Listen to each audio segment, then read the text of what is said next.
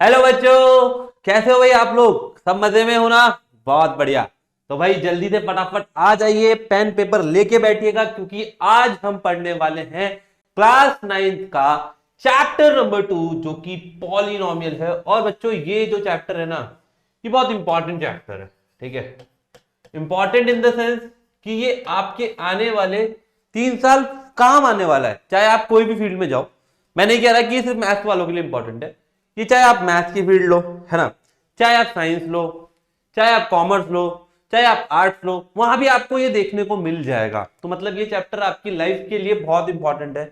आप कोई government exam की तैयारी करोगे, वहां भी इसके क्वेश्चन आएंगे, या आप कुछ भी करना चाह रहे हो जिंदगी में, पॉलिनोमियल एक ऐसा चैप्टर है जो आपकी रियल लाइफ से बहुत ज्यादा जुड़ा हुआ है। तो जैसा कि आपने देखा है कि हमारे आसपास हमने देखा है रेनबो होता है, सबने देखा होगा रेनबो। तो रेनबो जो शेप एक्वायर करता है वो एक पैराबोला इक्वेशन से बनता है। ठीक है, ऐसी बहुत सारी चीज है जो पैराबोला हमारी रियल लाइफ में कहीं ना कहीं यूज आता है। आपने वो देखे होंगे, झूले देखे होंगे, है ना, और रोलर कोस्टर देखे होंगे। जो रूट उसका बनता है वो भी आपके कहीं ना कहीं पॉलिनोमियल्स की इक्वेशंस, पॉलिनोमियल के एक्सप्रेशन कहीं ना कहीं आपके यूज में आते हैं। ठीक है, तो चलिए फटाफट से आ जाइए। आज हम इसका एक शॉर्ट रिवीजन करेंगे। रिवीजन के बाद कुछ इंपॉर्टेंट क्वेश्चन जो आपके पॉइंट ऑफ व्यू से एग्जाम के लिए बहुत ज्यादा जरूरी हो सकते हैं। ठीक है, और हो सकता है यार, देखो जैसा मैं बता रहा हूँ क्लास 10th में सेम टू सेम क्वेश्चन फंसते हैं जो हम करा रहे हैं वो आपके बोर्ड एग्जाम में आते हैं। तो इसका मतलब ये है कि हो सकता है कि आपके स्कूल के एग्जाम में भी हो। ठीक है, तो बच्चों एक बार मुझे जरूर कमेंट सेक्शन में बता देना कि भाई आपको कोई डाउट हो, किसी चैप्टर से रिलेटेड कोई प्रॉब्लम हो, या कोई भी इधर उधर की कोई परेशानी हो तो मुझे जरूर बताना। ठीक है, चलिए तो चैप्टर शुरू करते हैं फटाफट से। चैप्टर पॉलिनोमियल, जिसके हम पॉलिनोमियल को दो पार्ट में डिस्ट्रीब्यूट करते हैं, जिसको एक होता है पॉली और एक होता है नोमियल। पॉली का मतलब होता है मैनी, बहुत सारे अनगिनत, बहुत सारी चीजें। ठीक है, और नोमियल का मतलब होता है टर्म्स, जिस टर्म्स की हम बात कर रहे हैं वो टर्म्स। ठीक है, पॉलिनोमियल आर एल्जेब्रिक एक्सप्रेशन। आपने क्लास 8 में पढ़ा होगा एल्जेब्रिक एक्सप्रेशन के बारे में, पढ़ा होगा ना भाई सबने? जिसने नहीं पढ़ा है तो भाई एल्जेब्रिक एक्सप्रेशन बता देता हूं, जैसे कि नंबर और एल्जेब्रा जो होते हैं आपका ए बी सी मतलब अल्फाबेट, तो नंबर और अल्फाबेट को मिला दे अगर, जैसे मैंने कहा 2x, है ना, 3x+4, तो ये सब क्या है सर? ये अल्फाबेट है और ये नंबर है, तो इन दोनों को कन्वर्ट कर दिया, एक साथ जोड़ दिया, तो ये एल्जेब्रिक एक्सप्रेशन बन गया। ठीक है, मेड अप ऑफ वन और मोर terms of a particular type. इसके अंदर एक पर्टिकुलर टाइप के ही एल्जेब्रिक एक्सप्रेशन जुड़े होते हैं। जैसे मैंने कहा x है तो x के ही टर्म होंगे, y के टर्म नहीं आएंगे। t है तो t के ही टर्म होंगे, y के नहीं आएंगे। ठीक है, ये होता है polynomial. Polynomial can have constant, polynomial के पास एक कांस्टेंट होगा, पॉलिनोमियल के पास एक वेरिएबल होगा, पॉलिनोमियल के पास एक एक्सपोनेंट होगा, और पॉलिनोमियल के पास एक कोएफिशिएंट होगा। अब ये समझ लो कोएफिशिएंट क्या होता है? जो भी आपका नंबर किसी वेरिएबल के साथ चिपका हुआ होता है, जैसे कि 3x, तो ये तो होता है आपका कोएफिशिएंट। ठीक है, नीचे से समझते हैं ये कोएफिशिएंट हो गया। एक्सपोनेंट क्या होता है? जैसे इसकी पावर है 3, तो ये पावर जो होगी वो हो जाएगी एक्सपोनेंट। फिर वेरिएबल और कांस्टेंट समझते हैं। मान लो मैंने कहा 3, ये कौन है सर? ये कांस्टेंट है, ये हमेशा फिक्स रहेगा। मैंने कहा सर y, ये क्या है सर? वेरिएबल, ये कभी भी बदल सकता है। जैसे कि आपके दो तरह के दोस्त होते हैं, एक होता है चिपकू दोस्त, है ना, जो सिर्फ आपके काम नहीं आता है, बस आपसे सिर्फ काम निकलवा लेता है। और जब आप बोलोगे कि भाई मेरे को 500 रुपए दे दे, मुझे बहुत इंपॉर्टेंट काम है, उस दिन क्या तुम्हारे पास आएगा नहीं, वो पलट जाता है। तो वो कौन है? वेरिएबल, पलटू दोस्त। और एक दोस्त जो आपके हर समय, अच्छे बुरे सब समय में साथ होता है, वो होता है कांस्टेंट, जो कभी नहीं बदलता है। ठीक है, तो ये कौन है? ये हमारा अच्छा दोस्त है। कौन सा दोस्त है सर? ये अच्छा दोस्त है आपका। ठीक है, और ये कौन है सर? ये कौन है? ये सर पलटू है सर, ये पलट जाता है। कौन है ये? पलटू है सर, ये कभी भी पलट जाता है। ठीक है, तो ये होता है कांस्टेंट, वेरिएबल और एक्सपोनेंट, जो पावर होती है, और कोएफिशिएंट जो होते हैं वो एक्स के साथ या वाई के साथ आगे चिपके हुए रहते हैं। ठीक है, चलिए अब बात करते हैं एक स्टैंडर्ड फॉर्म की। तो स्टैंडर्ड फॉर्म क्या होती है? The term with the highest degree first, then at the last constant term. मतलब आपकी हाईएस्ट डिग्री जो होगी, हाईएस्ट पावर क्या है सर? ये पावर। और पावर को ये हम क्या बोलेंगे? जो हाईएस्ट पावर होती है उसको कहते हैं डिग्री। तो हाईएस्ट डिग्री वाले टर्म को आगे रखते हैं, बाकी ऐसे डिक्रीजिंग ऑर्डर में चलता है। ठीक है, ये आपका कोएफिशिएंट हो गया, कांस्टेंट हो जाएगा ये लास्ट में, है ना, और ये लीडिंग कोएफिशिएंट होता है। ठीक है, तो जहां पर a1 a2 a3 सब रियल नंबर्स होते हैं, और a0 जो होगा वो कभी भी जीरो नहीं हो सकता। ठीक है, पहली टर्म जीरो हो जाएगी तो फिर मतलब ही क्या है। ठीक है, चलिए एक एग्जांपल लेते हैं। अब आप लोगों को मुझे बताना है क्या ये पॉलिनोमियल हो सकते हैं, है ना। सबको कमेंट सेक्शन में बताना है, देखो ऐसा नहीं कि नहीं बताओगे। ठीक है, जैसे मैंने कहा sir x plus 3x² plus 7x cube ले लो, चलो, है ना। तो आप कहोगे सर ये x की पावर 1, x की पावर 2, x की पावर 3, तो सर ये क्या है, सर ये एक पॉलिनोमियल है। ठीक है, पहली चीज तो क्या है सर, ये पॉलिनोमियल है। और इसकी अगर मैं डिग्री की बात करूं तो आप बोलोगे सर डिग्री 3 है। ठीक है, हाईएस्ट क्या है ये। ठीक है, मैंने कहा सर x प्लस 1/x। अब इसको क्या कर सकता हूं मैं सर, इसको मैं एक काम करता हूं, थोड़ा सिंप्लीफाई करता हूं, x प्लस x की पावर -1। ठीक है सर, क्या ये पॉलिनोमियल हो सकता है? क्यों? अगर आप बोलोगे हाँ, तो मैं बोलूंगा कि भाई देखो यहाँ क्या लिखा है, a1 a2 a0 real number होने चाहिए, n is whole number, n मतलब जो पावर है वो होल नंबर होनी चाहिए। पर क्या ये n होल नंबर है? तो आप बोलोगे -1 is not a whole number, whole number नहीं है। अगर ये होल नंबर नहीं है तो ये पॉलिनोमियल नहीं हो सकता। ठीक है, तो यहां पे ऐसे एक लाल कलर से, लाल पेंसिल से खतरे का निशान लगा लेना, आपको इसमें दिख नहीं रहा होगा लेकिन यहाँ पे मैं ऐसे बना देता हूँ। ठीक है, सबको याद रखना है ये। फिर एक और एग्जांपल लेते हैं, चलो x minus 3x² minus √2x plus 7√x। क्या सर ये पॉलिनोमियल है? आप बोलोगे सर ये तो है, ये भी है, ये भी है, यहाँ पे √2 है, पर यहाँ क्या होगा सर, यहाँ आते ही तो x की पावर क्या हो गई, इसमें x की पावर क्या है, आप बोलोगे सर x की पावर 1/2 है, ये होल नंबर है, नहीं है, तो क्या हुआ, ये भी आपका पॉलिनोमियल नहीं होगा। चलो एक और एग्जांपल लेते हैं, x² प्लस 3x प्लस 4। क्या ये पॉलिनोमियल है? अब बोलोगे सर बिल्कुल, पावर 2, पावर 1 और पावर 0 होल नंबर में, तो ये एक पॉलिनोमियल होगा। तो ये आप समझ लीजिए, ये बहुत इंपॉर्टेंट है, इस पे आपका एक ऑब्जेक्टिव क्वेश्चन बन के आ सकता है। ठीक है, क्लियर है। चलिए आगे बात करते हैं types of polynomial. Types distributed है on the basis of number of term, on the basis of distinct variable, on the basis of degree. आपके शायद ये दो ही है ना, ये वाला नहीं होगा, ये 10th में आता है। ठीक है, तो सबसे पहले बात करते हैं on the basis of number of terms. Number of terms का मतलब क्या है सर? अगर हम बात करें नंबर ऑफ टर्म्स की, तो आपके पास हो सकता है सर मोनोमियल, जिसमें सिर्फ एक सिंगल टर्म होती है। जैसे मान लो x 3y 7x की पावर 4, तो सिंगल टर्म है ये, है ना, तो इसको कहते हैं मोनोमियल। फिर बात करते हैं बायनोमियल। बायनोमियल में दो टर्म होगी, जैसे फॉर एग्जांपल मैंने कहा x प्लस 3y, है ना, 2x प्लस 7x क्यूब, तो ये क्या है, दो टर्म वाले। और ट्राइनोमियल क्या होंगे सर, जिसमें तीन टर्म होगी, आप बोल सकते हो sir x cube minus 3x² plus 4 लिख दो डायरेक्ट। ठीक है, तो ये हो गया आपका ट्राइनोमियल। फिर हम बात करते हैं यूनिवेरिएट। यूनिवेरिएट में सर एक ही टाइप के वेरिएबल, समझ लो एक ही टाइप के वेरिएबल, एक ही टाइप के, सब x है। बाइवेरिएट जिसमें सर दो टाइप के हो सकते हैं, x² plus y² plus 3x plus 7y, xy दो टाइप के। ट्राइवेरिएट में sir x plus y plus z, तीनों टाइप आ गए। ठीक है, फिर हमारे लिए ज्यादा इंपॉर्टेंट क्या है, ये वाले डिग्री वाले। 0 डिग्री, तो सर ये तो होता है 0 डिग्री पॉलिनोमियल। 0 डिग्री में क्या आता है सर, 0 डिग्री में सर कांस्टेंट आता है, जैसे कि 3, 4, ये सब क्या है sir 0 degree.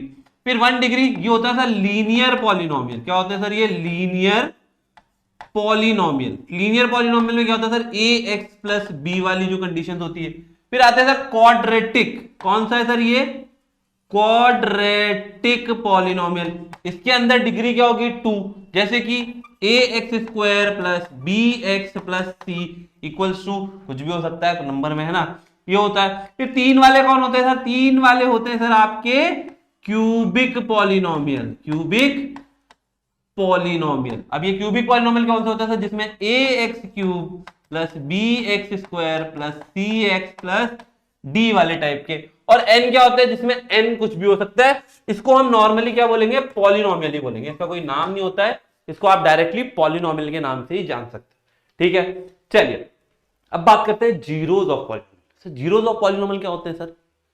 Zeros of polynomial का मतलब समझ लो पहले। जैसे मान लो मैंने आपको एक कोई भी पॉलिनोमियल दिया x प्लस 7। अब एक बात बताओ, x प्लस 7 जीरो कब बनेगा? आप बोलोगे सर x के लिए -7 पुट कर देते हैं। बहुत बढ़िया, अगर मैंने x प्लस 7 कहा और मैंने कहा सर x की वैल्यू -7 पुट कर दो, तो सर यहाँ पे जैसे पुट करोगे तो सर -7 + 7 क्या हो गया 0। तो सर ये अगर 0 आ गया मतलब p x की जगह मैंने p7 -7 पुट किया है ना, तो ये वैल्यू 0 आ गई। तो सर ये जो 7 है यही तो मेरा 0 है। तो क्या बोलेंगे सर, जीरो का पॉलिनोमियल वो होते हैं जब हम x को रिप्लेस कर दे किसी भी वैल्यू, जैसे अल्फा से रिप्लेस कर दिया और पी एक्स में x equal to alpha put करेंगे तो पी अल्फा जब 0 आ जाए, क्या हो सर, पी अल्फा जब 0 आ जाए तो वो alpha is the 0 of that polynomial कहलाता है। कोई दिक्कत है, कोई तरह की परेशानी नहीं है ना, बहुत बढ़िया है, चलो मजे। तो चलिए आगे मैं आपको एक बहुत इंपॉर्टेंट अनाउंसमेंट दे देता हूं कि सर आप लोग बहुत बच्चे कह रहे थे सर 9th में, मतलब 8th वाले बच्चे या 9th वाले आपके कोई छोटे भाई बहन हो कि सर कोई कोर्स। तो भाई आप लोगों के लिए एक कोर्स आ चुका है चैम कोर्स, जिसके अंदर आपको टीचर्स मिलेंगे जिसकी रैंक 1, 5 ऐसे ऐसे लोग टीचर्स, मतलब आईआईटीज डॉक्टर्स सब मिलेंगे है ना। और daily live class recorded class दोनों चलेगी आपकी, ठीक है। फिर 5 लेयर डाउट सॉल्विंग और मेंटरशिप मिल रही है जिसके अंदर आप अपना कोई भी डाउट, कैसे भी तरह का डाउट हो, आप अपनी फैकल्टी से बात करके पूछ सकते हो, डाउट सॉल्वर पे भेज सकते हो।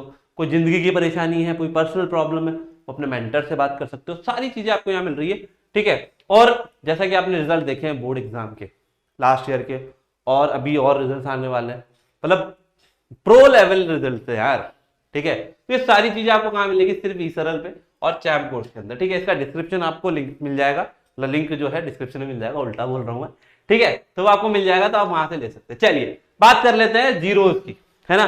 जीरोस कैसे निकालते हैं वो बाद में देखेंगे, लेकिन पहले वैल्यू की बात करते हैं। जैसे मैंने कहा सर एक्स की वैल्यू -2 पुट करनी है, तो आप बोलोगे सर यहाँ पे -2 पुट कर दो, यही करोगे ना, यही करोगे ना, कोई और तरीका तो नहीं है क्या, नहीं है ना, यही करते हैं। तो ये हो जाएगा सर -8, ये हो जाएगा -2 का 4, 4 6 24, और ये माइनस माइनस प्लस हो जाता है इधर ही, तो इधर माइनस बाहर ही रहेगा, ठीक है। फिर ये हो जाएगा -22 और ये -6। अब सर देखो ये सब माइनस माइनस माइनस, सर क्या बात कर रहे हो सर, सब माइनस में है, तो ये तो वैल्यू कुछ और ही आएगी, तो ऐड कर देते हैं। देख लो कुछ प्लस में तो नहीं आ रहा, चेक कर लो कहीं गड़बड़ कर दियो मैंने, है ना, नहीं किया ना, बहुत बढ़िया। तो ये करोगे सर 8 प्लस ये करोगे 30 और 30 प्लस ये करोगे 30, तो कितना हो जाएगा 60। तो ये क्या है सर, ये वैल्यू है ना। अगर इसकी जगह 0 आ जाता, अगर सर इसकी जगह 0 आता तो x इक्वल टू -2 क्या हो जाता, पॉलिनोमियल का रूट हो जाता, 0 हो जाता, है ना। रूट और 0 एक ही बात है, लेकिन रूट हम कहाँ यूज करते हैं, जब क्वाड्रेटिक इक्वेशन पढ़ते हैं, ठीक है, वो आप अगले साल पढ़ोगे। चलिए फिर बात कर लेते हैं कुछ इंपॉर्टेंट पॉइंट्स की। Non zero constant polynomial has no zero, obvious सी बात है। Any linear polynomial will have maximum 1 root, है ना, 1 रूट या 0, यहाँ पे रूट की जगह 0 भी लिख सकते हो आप, ठीक है, एक ही बात है, बस वो यूज करने का तरीका अलग अलग। Any quadratic polynomial will have maximum 2 roots या 2 zeros as taken as alpha and beta, जो हम अभी पढ़ के आए हैं। फिर any cubic polynomial will have maximum 3 roots, जिसमें हम बोल सकते हैं अल्फा बीटा और गामा। ये 1 भी हो सकते हैं, 0 भी हो सकते हैं, और 2 भी हो सकते हैं, 3 भी हो सकते हैं, ठीक है। चलिए ये पॉइंट याद रखने हैं, इस पर आपके ऑब्जेक्टिव क्वेश्चन बन जाते हैं, ठीक है। इन सारे पॉइंट्स पर ये इसलिए लिखवा रहा हूं मैं, ऑब्जेक्टिव क्वेश्चन बनने के चांसेस होते हैं, ठीक है, तो इसीलिए इसको हल्के में ना लें। चलिए आगे बात कर लेते हैं फैक्टराइजेशन। ये सर बहुत जरूरी है, क्योंकि फैक्टराइजेशन के बिना हमारी जिंदगी अधूरी है, ठीक है। फैक्टराइजेशन नहीं आएगा तो आने वाले 3 सालों तक हम कुछ और करने की सोच भी नहीं सकते, ठीक है। तो फैक्टराइजेशन क्या था, factorisation is the operation of resolving the quantity in 2 factors, ठीक है। जैसे समझना, मैंने कहा 36, तो आप इसके फैक्टर्स कैसे करते हो, आप बोलते हो 2 इंटू 2 इंटू 3 इंटू 3, ऐसे ही करते हो ना। ये क्या है सर, ये फैक्टर्स हैं, फैक्टर्स हैं, और इस प्रोसेस को हम बोलते हैं फैक्टराइजेशन, फैक्टराइजेशन, ठीक है। स्पेलिंग मत जाना, कहीं पे z यूज करते हैं, कहीं पे s यूज करते हैं, ठीक है, वो थोड़ा ब्रिटिश और उसका फर्क है, ठीक है। एक मेथड है स्प्लिटिंग द मिडिल टर्म, और इसमें हम पढ़ेंगे फैक्टर थ्योरम और अलजेब्रिक आइडेंटिटी, ठीक है। इसमें एक रिमाइंडर थ्योरम भी बताऊंगा मैं आपको, ठीक है। तो पहले हम बात करेंगे स्प्लिटिंग द मिडिल टर्म की, एग्जांपल से समझते हैं, सबको वैसे आती होगी, सबने थोड़ा बहुत पढ़ा हुआ है, नहीं पढ़ा है तो आप समझ लो। क्या करते हैं सर, पहले हम इसको और इसको मल्टीप्लाई करते हैं, क्या आएगा सर यहाँ पर 3x²। अब इसको 2 टुकड़ों में तोड़ते हैं, जिसको ऐड करने से 4 आए, तो 4 तो कब आएगा सर, 3 और 1 से आएगा, सॉरी 3 और 1 से आएगा तो 3x और 1x से आएगा ये तो, है ना। तो हम इनको ऐड करने से 4x आ रहा है ना। लेकिन सर यहां पर माइनस साइन है, यहां पर प्लस है, तो या तो ये प्लस होते दोनों तो प्लस आएगा, लेकिन अगर दोनों माइनस होते हैं तो -4x आएगा। तो मैं क्या कर सकता हूं, इसको तोड़ सकता हूं -3x में और -x में, तो +3 और x²। अब देखो इन दोनों को मल्टीप्लाई करो, क्या आ रहा है, ये आ रहा है सर प्लस का ही आ रहा है। ऐड करो, क्या ये आ रहा है 4x आ रहा है सर। तो आप बोलोगे सर ये हो जाएगा x कॉमन लेंगे तो x - 3, इन दोनों में से x कॉमन लिया तो x बाहर आ जाएगा, तो 3 और 1 x बचेगा, तो x - 3 एक बार यहाँ लिख दो। इधर क्या बचेगा सर -1, तो x - 3 बाहर निकाल लो। बाहर निकाला तो यहाँ पे बचेगा सिर्फ अकेला x और यहाँ बचेगा -1। तो ये आपके पास क्या बन गया सर, फैक्टर्स बन गए। ठीक है, समझ में आ गया। ये किसी को नहीं समझ में आया है तो मुझसे पर्सनली पूछ सकते हो आप लोग। ठीक है, जो बच्चे इसरल में वो डाउट में पूछ लीजिए। चलो आगे चलते हैं, रिमाइंडर थ्योरम। अब रिमाइंडर थ्योरम क्या होती है सर, जैसे फॉर एग्जांपल मैंने क्या कहा, जैसे अपने वैल्यू निकाली थी ना, ठीक है, किसी भी पॉलिनोमियल जिसकी डिग्री 1 से ज्यादा हो, किसी भी, मैंने ये ले लिया अभी, इसमें मैं अगर कोई वैल्यू पुट करता हूं, मान लीजिए कोई वैल्यू पुट करता हूं अल्फा और 0 नहीं आया, क्या हुआ सर, अगर मैंने p अल्फा पुट किया और नॉट इक्वल टू 0 आया, ठीक है, तो जो वैल्यू आएगी वो रिमाइंडर होगी। जैसे मान लीजिए मैंने यहां पे पुट किया x इक्वल्स टू 2, तो इसको मैं इधर लाया तो x - 1 होगा। और अगर इस पॉलिनोमियल को मैं डिवाइड करता हूं ऐसे, ax² + bx + c, ठीक है, x - 1 से, तो जो रिमाइंडर आएगा यहां पर मान लीजिए रिमाइंडर आया d, तो ये वैल्यू इसमें पुट करने पर भी क्या आएगा सर, यहां पर p अल्फा रखने पर या p1 रखने पर, p1 नहीं सॉरी ये 2 है यार, सॉरी यहाँ 2 कर लो, ठीक है, p2 रखने पर मेरे पास d ही वैल्यू आएगी, और ये d वैल्यू जो आएगी यही रिमाइंडर कहलाता है, और इसी को हम कहते हैं रिमाइंडर थ्योरम। ठीक है, चल आगे चलते हैं फैक्टर थ्योरम। फैक्टर थ्योरम बहुत इंपॉर्टेंट थ्योरम है, ये आपको आनी चाहिए, इससे एग्जाम में क्वेश्चन बनता है। कोई भी पॉलिनोमियल हो जिसकी डिग्री 1 या 1 से ज्यादा हो, अगर मान लो मैंने a पुट किया और इक्वल टू 0 आ गया, तो x - a उसका फैक्टर होगा। मतलब जैसे कि मैंने कहा x² प्लस, एग्जांपल समझते हैं, 3x - 4, ठीक है, समझना। अगर मैंने इसके अंदर, अगर मैंने काम करते हैं, थोड़ा सा चेंज कर देते हैं इसको, 4x + 3 ले लेते हैं, ठीक है। अगर मैंने इसके अंदर x की वैल्यू -1 पुट करी, क्या करी सर, x की वैल्यू -1 पुट करी, तो x² तो क्या हो जाएगा -1 का स्क्वायर, -4x, 4 हो जाएगा ये -1 के हिसाब से, 4 + 3 तो हो जाएगा 1 - 4 + 3, ये दोनों मिला के 4, और ये कैंसिल हो जाएगा इससे, तो बचा 0। अगर मेरे f -1 पुट करने से 0 आ रहा है, तो ये जब मैं उठा के यहां लाता हूं तो x + 1 जो होगा वो फैक्टर होगा। क्या होगा, फैक्टर ऑफ px बोले तो इस पॉलिनोमियल का। समझ में आ गया, बिल्कुल बेसिक है। चलिए आगे चलते हैं अलजेब्रिक आइडेंटिटीज पर।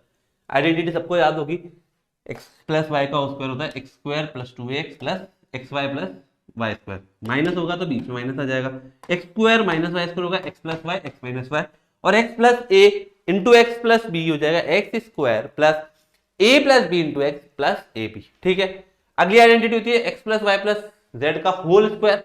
तो होल स्क्वायर में तो क्या होगा, वापस वही, जैसे x + y का होल स्क्वायर क्या था, वैसे ही इसका z का भी करेंगे, तो x² y² z², 2xy 2yz 2zx।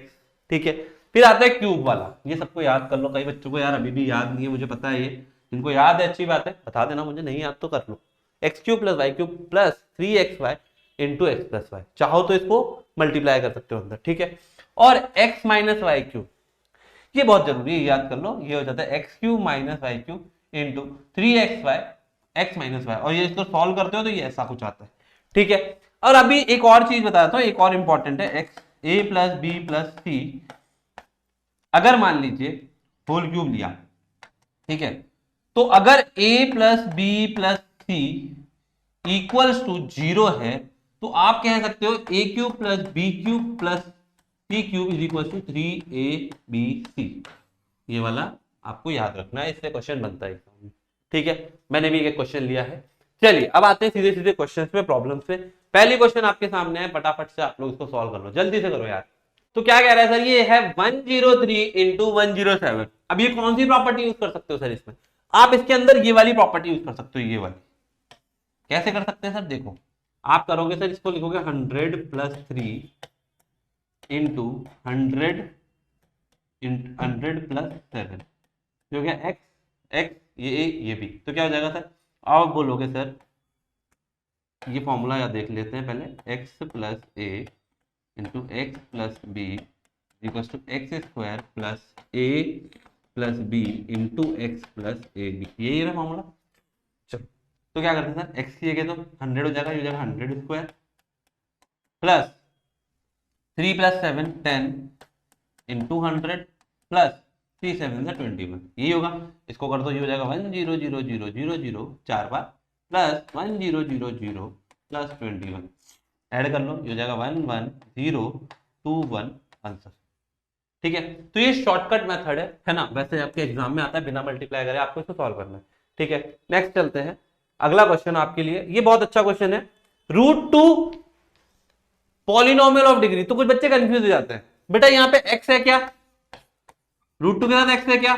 Sir है ना, कैसे नहीं है, लेकिन उसकी पावर क्या है? उसकी पावर है 0। ठीक है, एक्स है लेकिन पावर 0, तो आप क्या बोलोगे, डिग्री क्या होगी? 0, है ना, ऐसे ही बोलोगे। चलो आगे चलते हैं। Degree of the polynomial 4x की पावर 4 प्लस 0x की पावर 3 प्लस 0x की पावर 5 प्लस 5x प्लस 7 क्या होगी? कुछ बच्चे कहेंगे सर ये होगी, अरे बेटा 0 लिखा है तो ये टर्म तो गायब हो गई, तो क्या होगी? 4x क्यूब, मतलब 4x की पावर 4, मतलब डिग्री इज इक्वल टू 4। तो आप बोल सकते हो सर इसकी d इज इक्वल टू 4 होगा। क्लियर? चल अगला क्वेश्चन। अब इस क्वेश्चन को फटाफट सॉल्व कर सकते हो आप चेक करो क्या आंसर आना चाहिए। मुझे पता है कि आप लोग बहुत जल्दी से सॉल्व कर लो, तो फटाफट सॉल्व कर लो। तो आप कह सकते हो सर ये px is equal to X square, आप सॉल्व करो, बातें मैं तो क्वेश्चन पढ़ रहा हूं, मेरे को तो पढ़ने दो, है ना।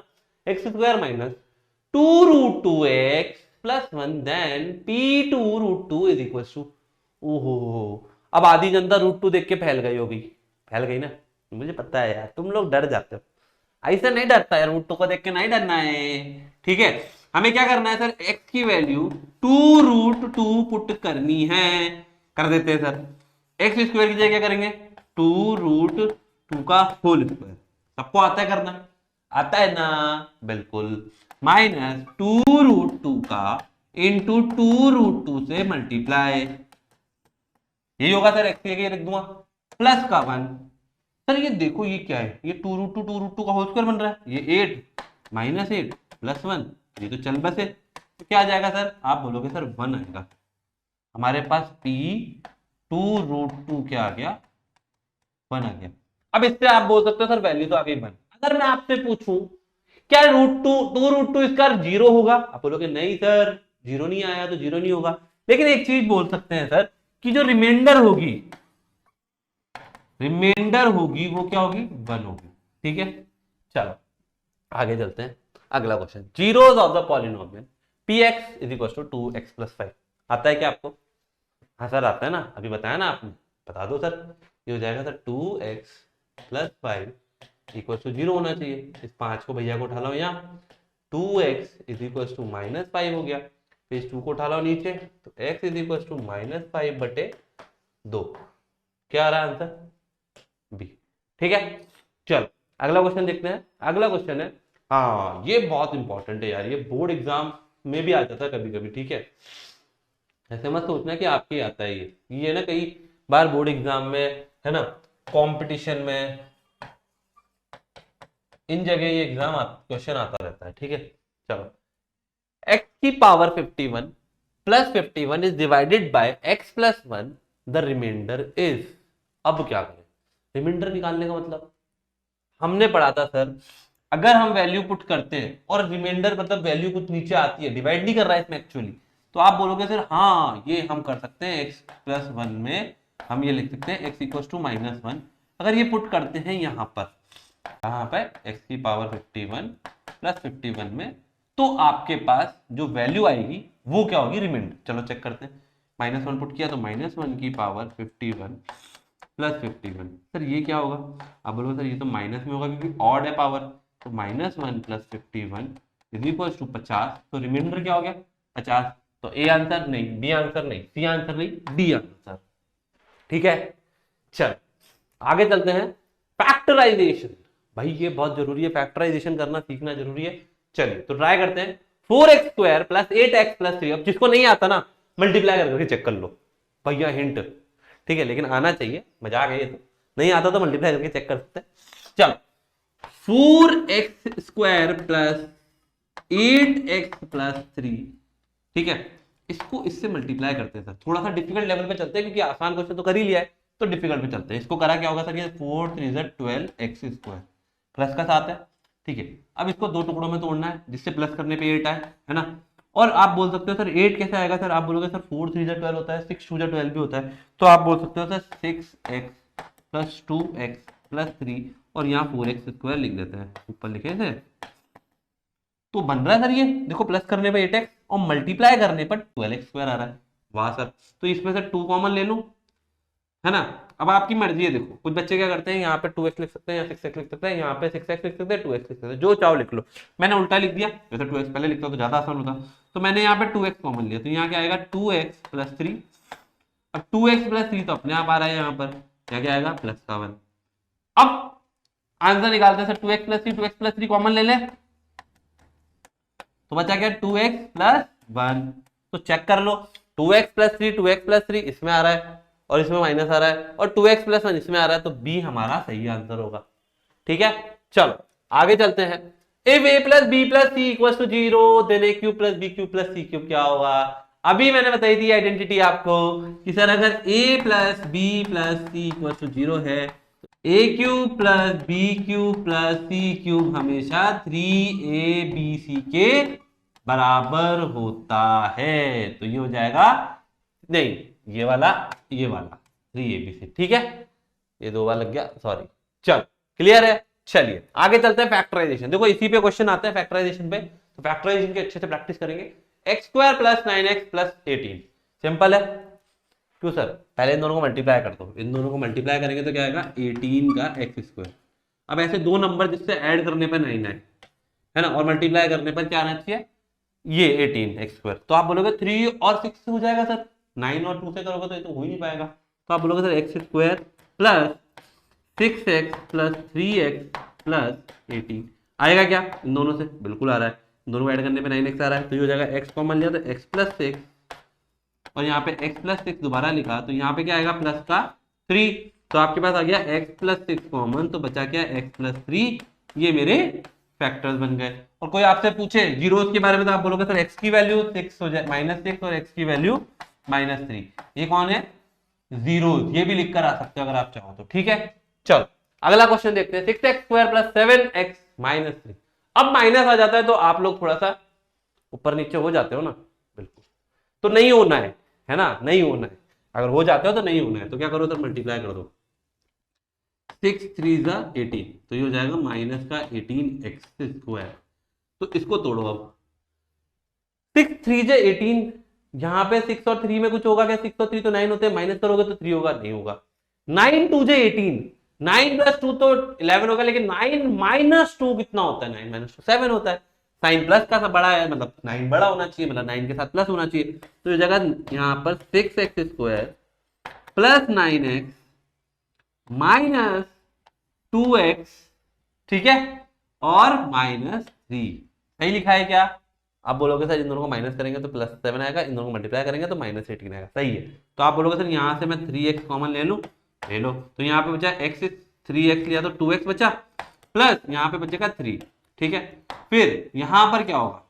यहाँ पर आप बोलोगे सर 2x प्लस 3 वापस लिखेंगे तो ये -1, तो आप बोलोगे 3x - 1 और 2x प्लस 3, ये मेरे पास क्या आ गए? फैक्टर्स आ गए। कौन है सर? ये फैक्टर्स है। लेकिन अगर मैं बोलूं रूट्स की बात या जीरोस की बात, ठीक है, तो जीरोस क्या होंगे सर? आप बोलोगे सर इसको लेंगे 3x - 1 इक्वल टू 0, तो इसको उठा के यहाँ लाओगे तो हो जाएगा 3x इक्वल टू 1। तो x की वैल्यू कितनी आ जाएगी? नीचे आएगा तो 1/3, एक रूट तो आ गया। दूसरा क्या आएगा? 2x प्लस 3 से, इक्वल टू 0, तो 3 को उठा के यहाँ लाओगे तो ये हो जाएगा 2x इक्वल टू -3, 2 को उठा के नीचे लाओगे तो x हो जाएगा -3/2। ये क्या बन गया सर, क्या बन गया, ये आपके जीरोस आ गए दोनों, ठीक है, अल्फा और बीटा। चलिए आगे चलते हैं। Using the suitable identity evaluate, भाई मल्टीप्लाई नहीं करते, जल्दी से आंसर बताओ यार, मुझे पता है आप लोग कर लोगे, है ना, आप लोग कर लोगे, मैं अपना कर रहा हूं, आप अपना करो, आंसर निकालो, ठीक है। चलो 103 मैं यहाँ पे चुपचाप बैठ के करूंगा, है ना, बिल्कुल कुछ नहीं बोलूंगा, बस आप लोग अपना करो। मैंने ट्राई करना चालू कर दिया।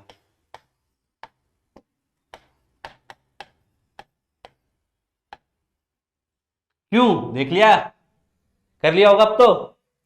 चलो मैं थोड़ा सा हिंट देता हूं, लेकिन आप लोग कमेंट में आंसर करोगे, ये होमवर्क दे रहा हूं मैं आपको, ठीक है, मैं हिंट दे रहा हूं।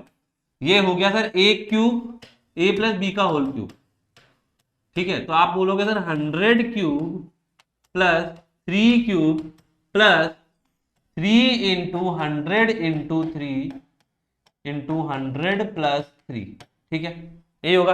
अब मैंने हिंट दे दिया है, अब सॉल्व करके आपको आंसर बताना है यहाँ पे, ठीक है। आप मल्टीप्लाई ऐड तो कर ही लोगे कि नहीं करोगे, ये भी मैं करके बताऊं, नहीं तुम लोग करोगे, ठीक है। चलो अगला वाला करते हैं, ये वाला आपके लिए होमवर्क हो गया, है ना, कमेंट करना आंसर, ठीक है, answer in comment, comment section में आंसर आना चाहिए सबका। चलो आगे चलते हैं, नेक्स्ट क्वेश्चन, 999 का होल स्क्वायर, 999 का होल स्क्वायर, तो आप क्या कहोगे सर, आप बोलोगे सर ये हो जाएगा a माइनस बी का होल स्क्वायर, मतलब कि 1000 माइनस 1 का होल स्क्वायर, तो हो जाएगा सर 1000 का स्क्वायर प्लस 1 का स्क्वायर माइनस 2 इंटू 1000 इंटू 1, ठीक है। चलो ये कितना होगा सर, 1000 हो जाएगा 1 0 0 0 1 2 3 प्लस 1 माइनस 2 0 0 0। चलो माइनस कर दें इसमें से, अगर मैं इसमें से माइनस करता हूं, देखो कुछ लोगों को नहीं आता है तो यहाँ देख लो कैसे माइनस होते हैं, इसमें गड़बड़ मत करना, है ना। तो 2 0 है, तो यहाँ पे 2 लिखेंगे, यहाँ पे 0 लिखेंगे, तो ये तो जगह 0 0 0, यहाँ पे कैरी लिया तो यहाँ आ जाएगा 8, ये 9 और ये 9, तो हो जाएगा क्या 98998 प्लस 1, तो हो जाएगा 9988001, ठीक है। क्लियर है सबको, समझ में आ गया होगा, ठीक है। तो इस तरीके से आप इसको कर सकते हो, ठीक है। चलिए तो ये आप लोगों के लिए माइंड मैप है, ठीक है, जो बच्चे ऑलरेडी इस में जुड़े हुए हैं उनको तो पता ही है कि सर ये माइंड मैप है ना। मैंने इसमें सारी चीजें आपको बता दी ऑलमोस्ट, देखो ये आइडेंटिटी एक साथ लिखी हुई है सारी, ठीक है। ये एक 8th आइडेंटिटी ये रही क्यूब वाली, है ना, जो मैंने बताई थी, a plus B plus C equal to 0 होगा तो a plus B A cube plus B cube equal to 3abc हो जाता है, ठीक है। ये आपके कांस्टेंट लीनियर पॉलिनोमियल सारी चीजें इसके अंदर लिखी हुई है ऑलरेडी, ठीक है। ये आपके नंबर ऑफ जीरोस वाले और ये डिस्टिंक्ट वेरिएट, ठीक है। चलो तो ये आपका क्या है, ये आपका माइंड मैप है जो आपको एग्जाम से पहले काम में आएगा, आप इसको स्क्रीनशॉट ले सकते हो, ठीक है।